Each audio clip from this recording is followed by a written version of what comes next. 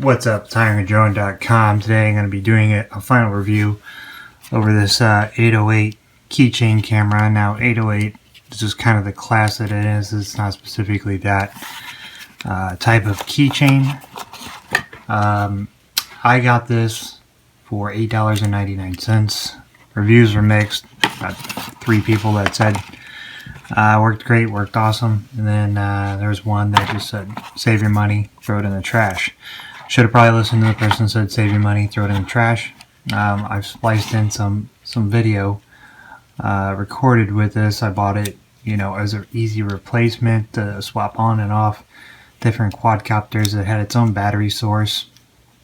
So then that way I wouldn't need to plug into a battery port and run it off the quadcopter.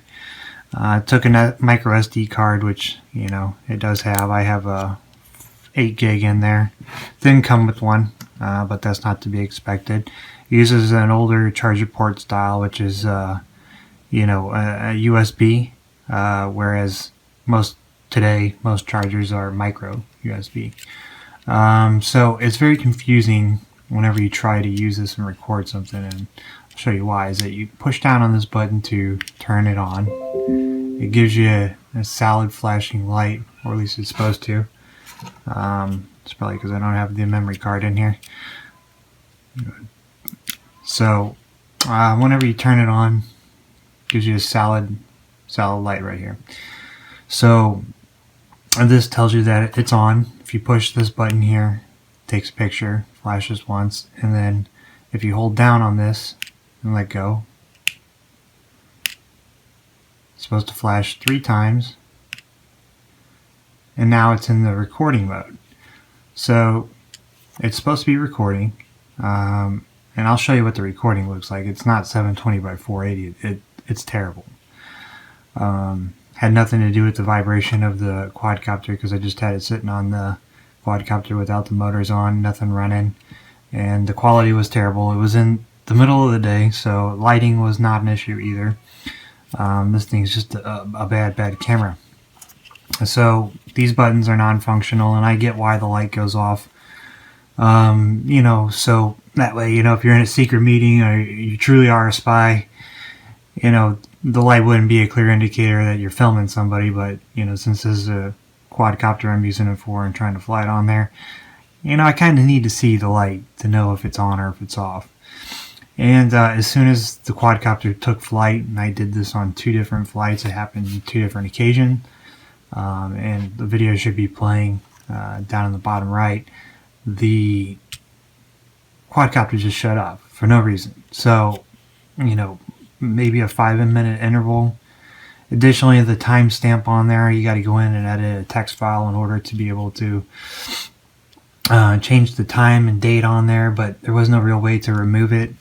When you do get the instructions, it's in bad broken English, so making heads or tails of what it says is pretty difficult to do. But I got the gist of it, of how to record, and trial and error, hooking it up.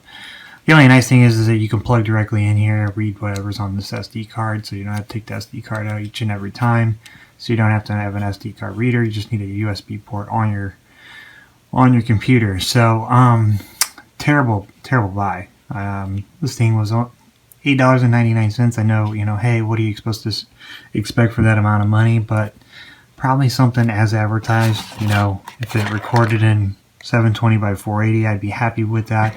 I have a 0.2 megapixel camera on my mini Skytech M62 quadcopter, and the image quality is 10 times better than this, and 10 times more reliable. So pretty sad excuse for a camera, especially if you're supposed to be using it and just setting it flat. Say you're in a meeting trying to record somebody or whatever you're going to do with this thing and use it for a real purpose. You'd be liking to make out the person's face if you could. So I would definitely save your money. I wouldn't purchase one of these. If at all possible, throw a couple extra bones towards the purchase.